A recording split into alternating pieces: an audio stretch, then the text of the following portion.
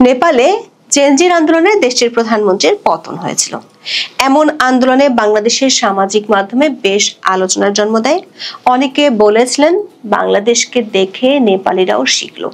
এই সময় উত্তাল পরিস্থিতিতে নেপালে অনেক ঘটনা ঘটেছে, যেগুলোর সাথে বাংলাদেশের জুলাই আগস্ট আন্দোলনের অনেক ঘটনাই হুবহু মিলে গিয়েছিল। কিন্তু বাংলাদেশের মানুষ গত 13 মাসে শান্তির খোঁজ করেও পায়নি। মবের রাজ্যে প্রতিনিয়ত প্রাণ হাতে বাঁচতে হচ্ছে মানুষকে। অথচ নেপালে সুশীলা কার্কি অন্তর্বর্তী প্রধানমন্ত্রী হিসেবে শপথ নিয়ে জাদুর ছোঁয়া লাগিয়ে দিলেন। দুদিনের মধ্যে হিমালয় কন্যা আগে সেই শান্ত রূপ ফিরে পেয়েছে। আন্দোলনকারী জেনজিরা ক্লাসরুমে ফিরে গেছে। তাদের কারোরই উপদেষ্টা হওয়ার বাসনা নেই। আন্দোলনের নামে যারা মব সন্ত্রাস চালিয়েছে, লুটপাট করেছে, তাদের অপরাধের বিচারের ঘোষণা দিয়েছেন নতুন অন্তর্বর্তী প্রধানমন্ত্রী। অথচ বাংলাদেশে কোনো মবের বিচার চাওয়াই অপরাধ। অধ্যাপক ইউনূস দিয়েছেন ইনডেমনিটি। শান্তিতে নোবেল বিজয়ী সংস্কারের নামে নির্বাচনকে ধোঁয়াশায় পরিণত করলেও সুশীলা কিন্তু 6 মাসের মধ্যে নেপালে নির্বাচন করবেন। যারা শুরুর দিকে আত্মতুষ্টিতে ভুগছিলেন তাদের উদ্দেশ্যে এই প্রশ্ন তো তোলাই যায়, কোন জাদুকরী শক্তিতে এত দ্রুত ঘুরে দাঁড়াচ্ছে হিমালয় কন্যা? আর কিসের অভাবে মাসের পর মাস ধুঁকছে বঙ্গোপসাগর দুহিতা? শান্তিতে নোবেল পুরস্কারটা আসলে কাকে বেশি মানাতো? বিস্তারিত জানতে চলুন যাওয়া যাক বিশ্লেষণে। নিবন্ধনহীন সামাজিক যোগাযোগ মাধ্যম অ্যাপ বন্ধ করে দেওয়ার ঘটনা থেকে জেনজি বিক্ষোভ শুরু হয় নেপালে। হাজার হাজার কিশোর তরুণ 8 সেপ্টেম্বর কাঠমান্ডুর রাস্তায় নামলে শুরু হয় সহিংসতা। পুলিশের গুলিতে বেশ কয়েকজন শিক্ষার্থী প্রাণ হারালে আন্দোলন সরকার বিরোধী রূপ নেয়। বিক্ষোভকারীরা 9 সেপ্টেম্বর নেপালের পার্লামেন্ট ভবন, একাধিক রাজনীতিকের বাড়ি ও দলীয় কার্যালয়ে আগুন দেয়। কাঠমান্ডুর বাইরে বড় বড় শহরেও ছড়িয়ে পড়ে বিক্ষোভ। অবশেষে দুপুরে প্রেসিডেন্ট রামচন্দ্র পুটেলের কাছে পদত্যাগপত্র দেন প্রধানমন্ত্রী কেপি শর্মা ওলি। সামরিক হেলিকপ্টারে করে তাকে সহ অনেক মন্ত্রী ও রাজনীতিককে সরিয়ে নেওয়া হয় কাঠমান্ডুর বাইরে। এর 3 দিনের মাথায় 12 সেপ্টেম্বর অন্তর্বর্তী সরকারের প্রধানমন্ত্রী হিসেবে শপথ নেন সুশীলা কার্কি। সুপ্রিম কোর্টের সাবেক এই প্রধান বিচারপতির বয়স 73 বছর।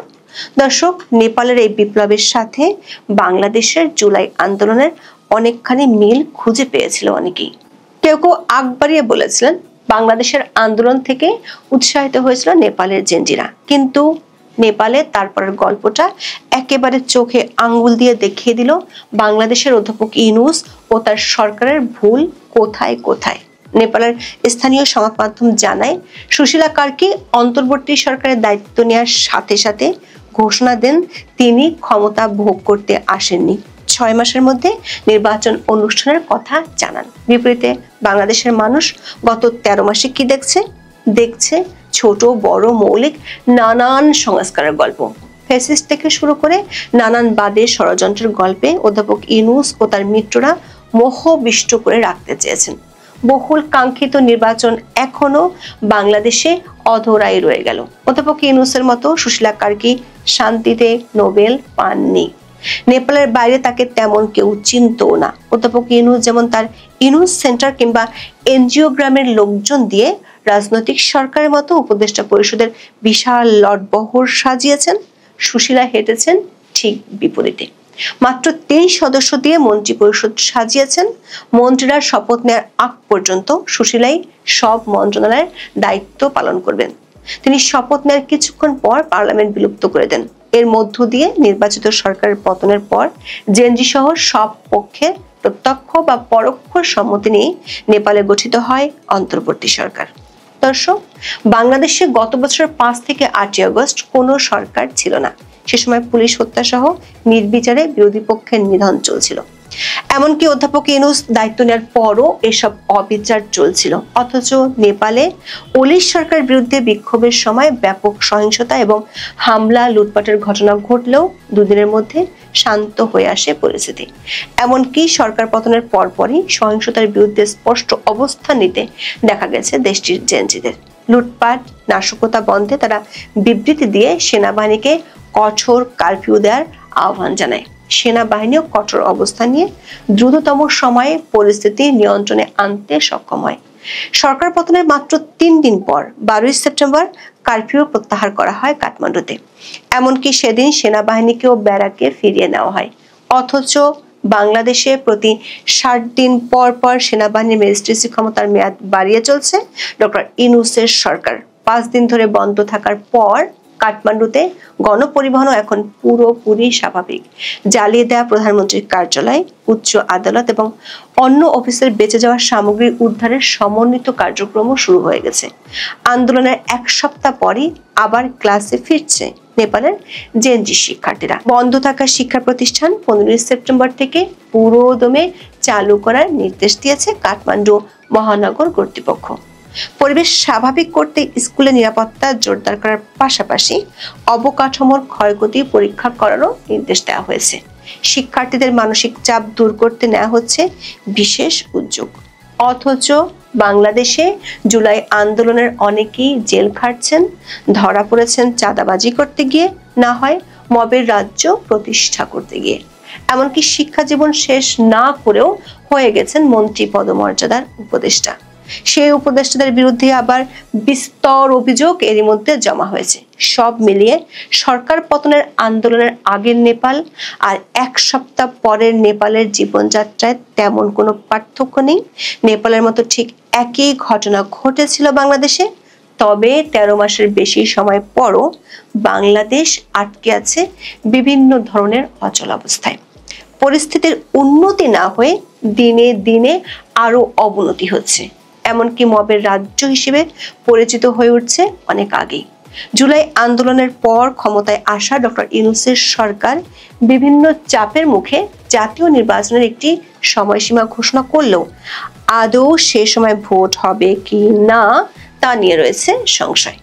আওয়ামী লীগের কার্যক্রম নিষিদ্ধ করার পাশাপাশি দলটিকে নির্বাচনের বাইরে রাখতে সরকার ও মিত্র দলগুলোর যৌথ তৎপরতা শুরু থেকেই দৃশ্যমান।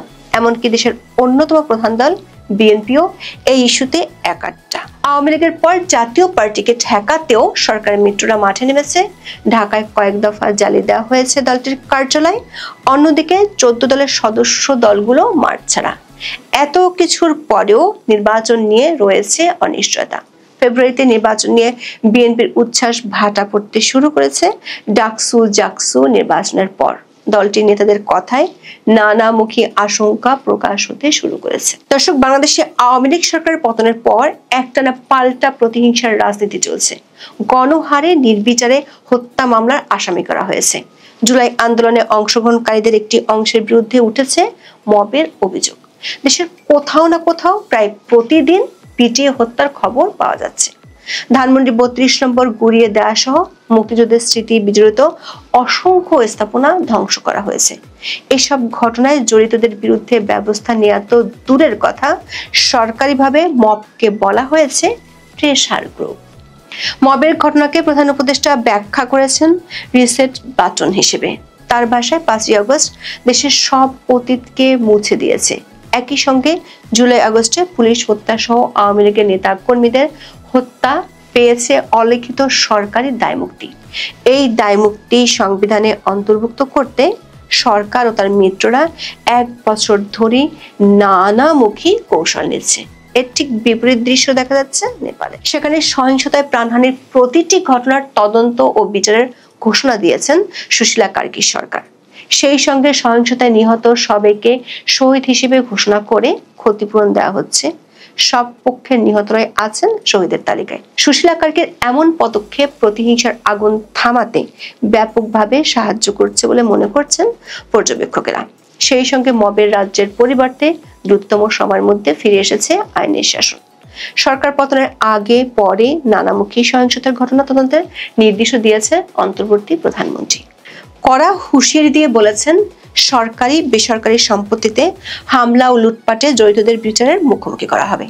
এই হামলাকারীরা নেপালের জনতা হয়ে থাকলে একজন নেপালি হিসেবে নিজেও লজ্জিত, এমন কথাও বলতে ছাড় দেননি সুশীলা। প্রধানমন্ত্রী হওয়ার পরপরই তিনি পরিষ্কার জানিয়ে দেন, ক্ষমতায় থাকার ইচ্ছে তার নেই। আগামী মার্চের 5 তারিখে হবে জাতীয় নির্বাচন। দর্শক, বাংলাদেশের নতুন শাসকের সঙ্গে একটি জায়গায় মিল রয়েছে সুশীলা কার্কির। তিনিও বলেছেন, নিজের ইচ্ছায় নয়, বিক্ষোভকারীরা তাকে ক্ষমতায় বসিয়েছেন। ঠিক একই ভাষ্য বাংলাদেশের মানুষ শুনেছিল ডক্টর মোহাম্মদ ইউনূসের কাছে। তবে নেপালের অন্তর্বর্তী সরকার বাংলাদেশের সরকারের মধ্যে মূল পার্থক্যটি হলো সুশাসন আর ক্ষমতার লোভ। অধ্যাপক ইউনূস অসংখ্যবার বলেছেন তার সরকার কেবল নির্বাচন দিতে আসেনি, এর আগে রাশি রাশি সংস্কার করতে হবে। অন্যদিকে দায়িত্ব নিয়ে নির্বাচনের তারিখ ঘোষণা করেছেন সুশীলা। প্রশ্ন হলো, একজন নোবেল বিজয়ী এবং একজন সাবেক প্রধান বিচারপতির মধ্যে কে বেশি দূরদৃষ্টির পরিচয় দিতে সক্ষম হলেন? দেশ গঠনে কে শেষ পর্যন্ত সফল, কে হলেন ব্যর্থ? এখন এ পর্যন্ত। সবাই ভালো থাকুন, সুস্থ থাকুন, নিরাপদে থাকুন। দেখা হবে আগামী পর্বে।